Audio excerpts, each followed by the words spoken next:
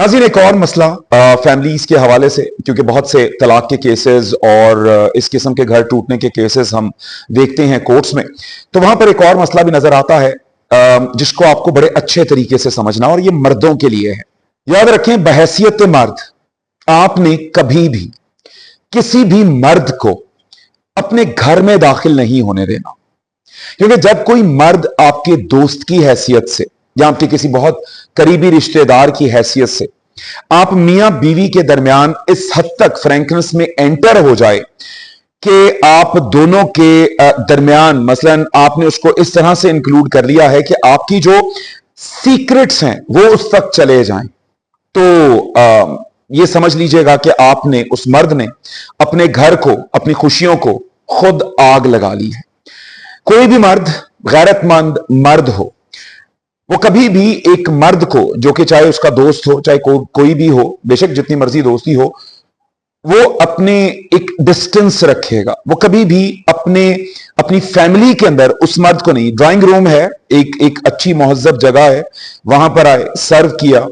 आपके बेडरूम्स तक किसी और शख्स का पहुंच जाना, एक ऐसे शख्स का कि आपकी उस जो शादीशुदा जिंदगी है उसमें घुल मिल जाना, कि आप बेशक वो कोई और शख्स यानी कि आपके बहुत ही करीबी दोस्त हो, कुछ भी हो, आप ये कहते हुए कि ये तो मेरा भाई है, आप उसको इंक्लूड करेंगे अपने घरों में, तो यकीन रखिए कि आपका घर टूटने से कोई नहीं बचा सकता। मैंने बहुत से केसेस देखे। एक मामला था इसी तरह का मेरे सामने आया, तो मुझे किसी ने बताया, वो एक भाई मीडिया में काम करते थे, मीडिया मतलब ये प्रोडक्शन करते थे ड्रामास वगैरह की, और उनका एक दोस्त जो था वो कराची से कहीं आया करता था और वो उनके घर स्टे किया करता था, और वो भाई साहब का क्योंकि ऑफिस पास ही था, वो घर में सो रहा है मर्द, और वो भाई साहब अपने प्रोडक्शन हाउस में चले जाते थे और वहां पे जाके जो भी उनकी अपनी एक्टिविटीज होती हैं उसमें मसरूफ हो जाते थे। और वो भाई साहब जो थे वो घर पे रहते थे, जहां पर उनकी वाइफ भी होती थी और उनके बच्चे भी थे वहीं पे। वो फिर वाइफ उनको सुबह सुबह उठ रहे हैं तो उनको नाश्ता भी सर्व कर रही हैं। जब मुझे ये मामला पता चला तो मैंने एक ऐसी एक प्रेडिक्शन सी की, मुझे किसी ने बताया, तो मैंने कहा यार ये इनका घर ना टूट जाएगा बहुत जल्दी। ये बहुत गलत रवैया उस शख्स का कि जो खुद चला जाता है प्रोडक्शन हाउस, और वो मर्द जो है वो कराची में इस तरह से आके, कराची से आकर लाहौर में उसके घर में रह रहा है, बेशक उसका एक बहुत करीबी दोस्त है। और वही हुआ, तकरीबन 6 से 7 माह बाद पता चला कि उन भाई साहब का मामला जो है,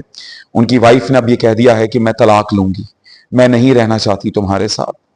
इसी तरह से एक मामला, मैं यूके में रहता था, वहां पे भी यही हुआ। एक शख्स था, उसने अपने घर में, एक लाला जी के नाम से वहां पे एक होते थे, एक बड़ी उम्र के शख्स थे, उनको अपने घर में घुसाया, और वही हुआ, उस शख्स को उसकी बीवी ने उठा के, जो असल शौहर था, बाहर अपने घर से फेंका, और वो लाला जी ने वहां पे रहना शुरू कर दिया। तो ये कुछ बड़ी सिंपल सी एग्जाम्पल्स हैं। मर्द को, बहैसियत मर्द, अपनी फैमिली के दरमियान किसी और शख्स को हल्की सी जगह भी नहीं देनी। जहां पर उसको लगे कि कुछ उसकी तरफ से झोल आ गया है, कोई कमी बेशी रह गई है, किसी और ने बीच में जगह बनाने की कोशिश की है, तो उसको फौरन उसको रेक्टिफाई करना चाहिए। वरना आपका बिखरता खानदान, आपका टूटता खानदान, आपकी